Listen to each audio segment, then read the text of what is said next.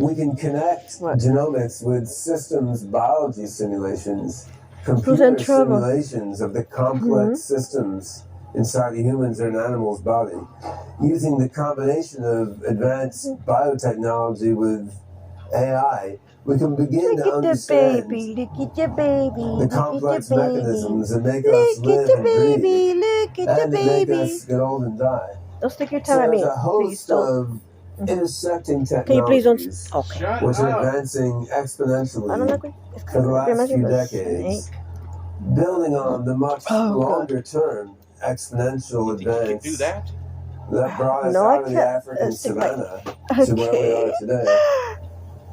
Given all this, that's not nice. It's not hard to see why Ray Kurzweil projects a singularity sometime in the middle of this century, and I tend to agree. We don't need every technology to advance exponentially to have a singularity. This sweatshirt I'm wearing, it's not all that different from the sweater my grandfather wore. The chopsticks I'll eat dinner with tonight, they're pretty much the same as the chopsticks that were used in China 5,000 years ago. We don't need every technology to advance exponentially to get to a singularity. We need a few key technologies. Specifically, we need those technologies that form the underpinnings of artificial general intelligence. Because that's really the crux of the singularity. Once you have a mind that's fundamentally smarter than the human mind, twice as smart as a human, 3 times, 5 times as smart as a human. No. At that point, we're into are you a very false witness? Because very false witness is a bad thing, remember? These superhuman minds are going to go as far beyond human beings as human beings have gone beyond chimpanzees, lemurs, and our other precursors. AGI, artificial general intelligence, refers to an engineered system, a machine or a computer program that can learn, reason, understand, generalize with the same breadth of scope as a human mind, and ultimately far beyond what the human mind can do. Most of the AI programs written so far are what we call narrow AI. They may be very, very smart, but they're smart in a very particular domain. You have a program like Deep Blue that plays chess better than any human being, but it only plays chess. It can't play checkers. It can't play Go. It can't even play Fisher random chess or any of the other variations of the standard chess rules. Really? The U.S. military has some fabulously complicated AI planning and scheduling systems that work out all the logistics of complex military operations. But if you take these planning and scheduling systems and try to get them to organize a conference or run a government, they can't do that. They're tuned specifically for military logistics. In my own bioinformatics company, BioMind, we've used narrow AI to analyze genomics data. And we've discovered some really important things about Parkinson's disease, Alzheimer's disease, and longevity. But these narrow AI bioinformatics systems require a human expert to operate them. And if you feed them a new kind of data they've never seen before, they require a human to pre-process the data, to put it in the right form they can understand. Narrow AI systems can be incredibly useful technology, but they're not autonomous systems. They're not autonomous, self-understanding agents that confront the world on their own terms, understand their own relation to the world, and figure out how to achieve their own goals in the context of an uncertain, ever-shifting, ever-evolving environment. What happened to that? People aren't that good at any one particular thing. What we are good at doing is figuring out what to do in uncertain situations. What? This is the crux of what makes AGI different than narrow AI. Humans aren't absolutely general intelligences. We are limited in some ways. Something like a third of the brain is devoted to vision processing. Why are you stretching Obviously, out we're like not that? much good at doing mathematics. We struggle with algebraic calculations that a software program like Mathematica or MATLAB can do effortlessly and instantaneously. It was her dog. We're not equally good at everything.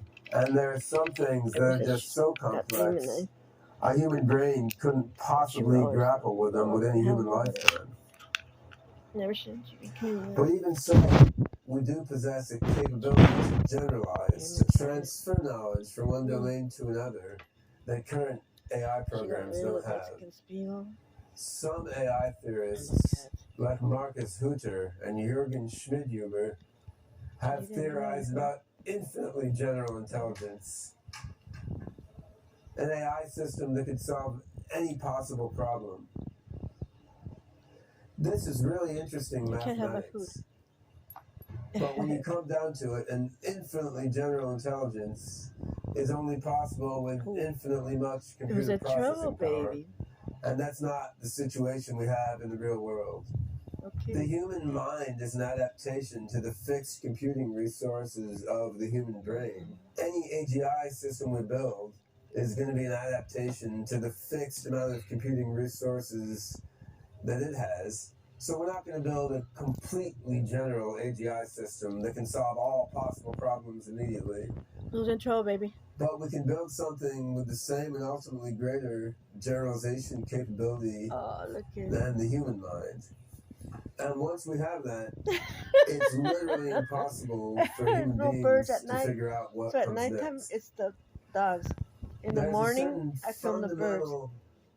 Irreducible uncertainty but at to night, the singularity. Stars, the moon, you know. Just as a cockroach or a dog like a trade. can't predict what product like Apple is going to release next year, or what molecular nanotechnology is going to enable, or even what's going to happen next in a soap opera.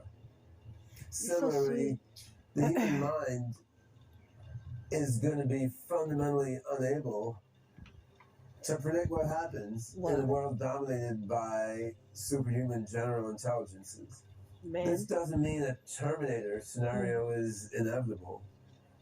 It does mean we're not going to have a predictable, cut and dried future where we can see what's coming every step of the way.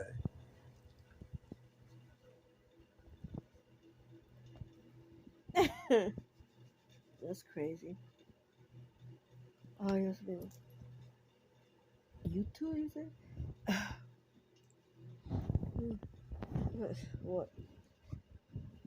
What, baby? What's wrong? What's wrong, little baby? Leave him alone. He said, you know.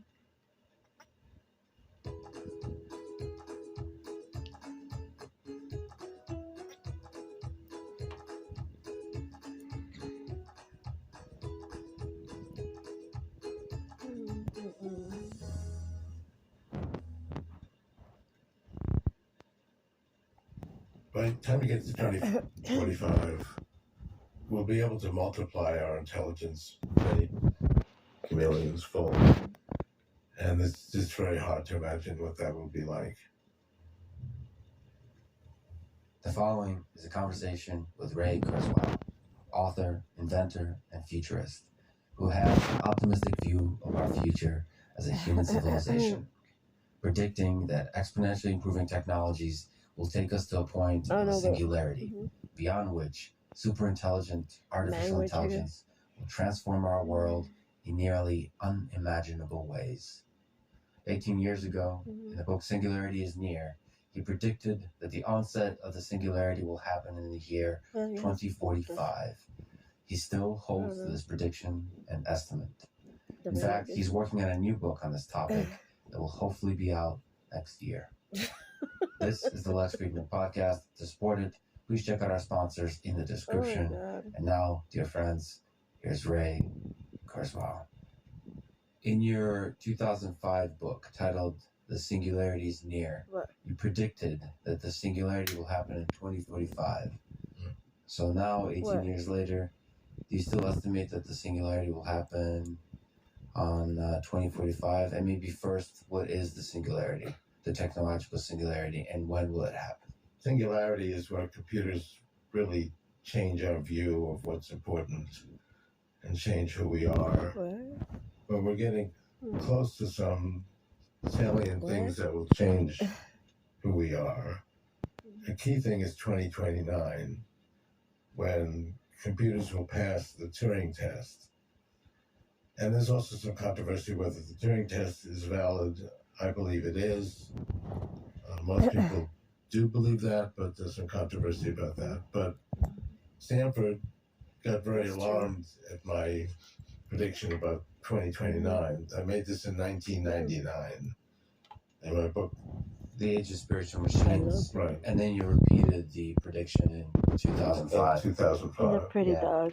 So they held an Isn't he? international conference, you might have been aware of it, Isn't he of AI gorgeous? experts in 1999 to assess this view. So people gave different predictions, and they took a poll. It was really the first time that AI experts worldwide were polled on this prediction. And the average poll was 100 years. 20% believed it would never happen. And that was the view in 1999. 80% believed it would happen, but not within their lifetimes. There's been so many advances in AI that the poll of AI experts has come down over the years. So a year ago, something called Meticulous, which you may be aware of, assesses different types of experts on the future. They again assessed what AI experts then felt, and they were saying 2042 For the Turing test. for the Turing test. So it's coming down. And I was still saying 2029. What's wrong, baby? A few weeks I ago, think you're pretty they dog. again did another How poll, pretty he is. and it was 2030. So So tight. AI experts now He's basically real agree tiny. with me. I haven't changed at all. I've stayed White at 2029. And AI experts now agree with me, but they didn't agree at first. $200. So Alan Turing formulated the Turing test, and Right. Now, what he said was very cool about it. I mean, the 1950 paper where he had articulated the Turing test, there's like a few lines that talk about the Turing test. He's so cute. And it really wasn't very clear how to administer it. And he said if they did it in like 15 minutes, that would be sufficient, which I don't really think I'm is the enjoying case. myself here with my dogs. These large language models now, some people are It's a convinced party. by it already. I mean, you can talk to it and have a conversation with it. You can actually talk to it for hours. So it requires a little more depth. There's some problems with large language models, which we can talk about.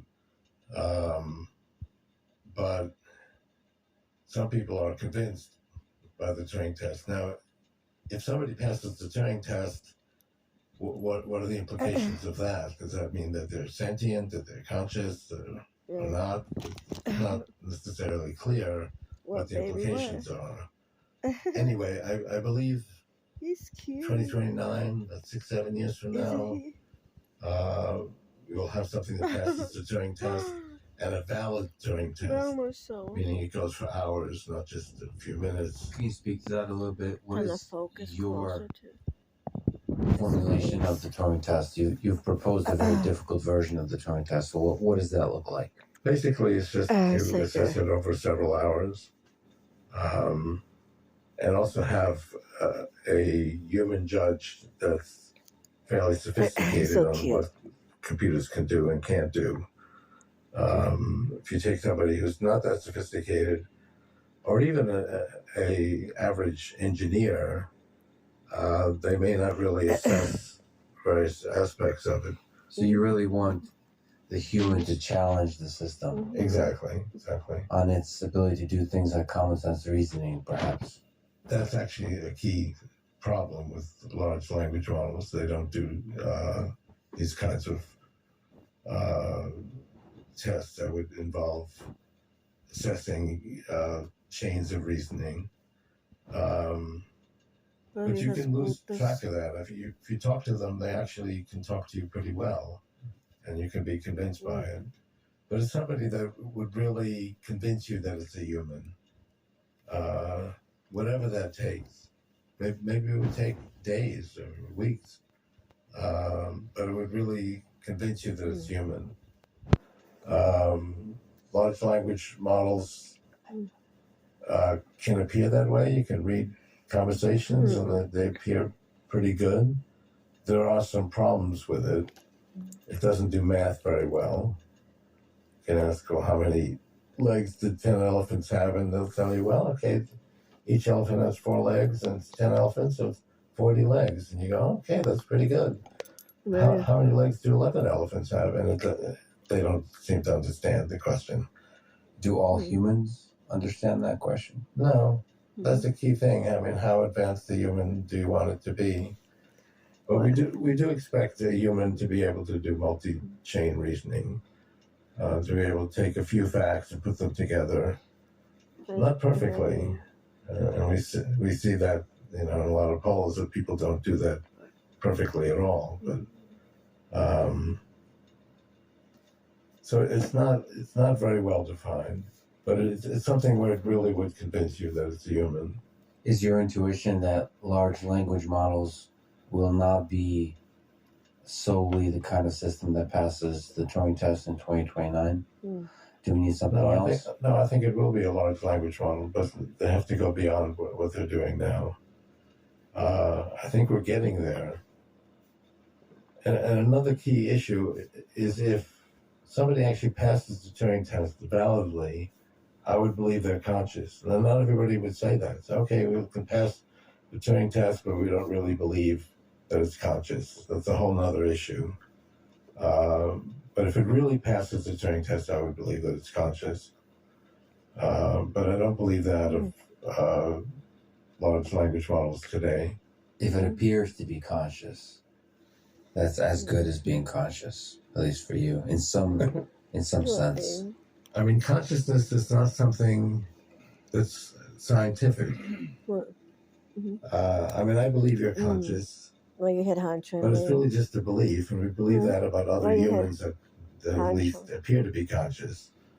When you go outside of shared human assumption, like are animals conscious? Some people believe they're not conscious. Some people believe they are conscious. Isn't he a machine beautiful? that acts just like a human. Oh, he's so gorgeous. Conscious. I mean, I believe it would be. But that's he's so cute. really I just love him.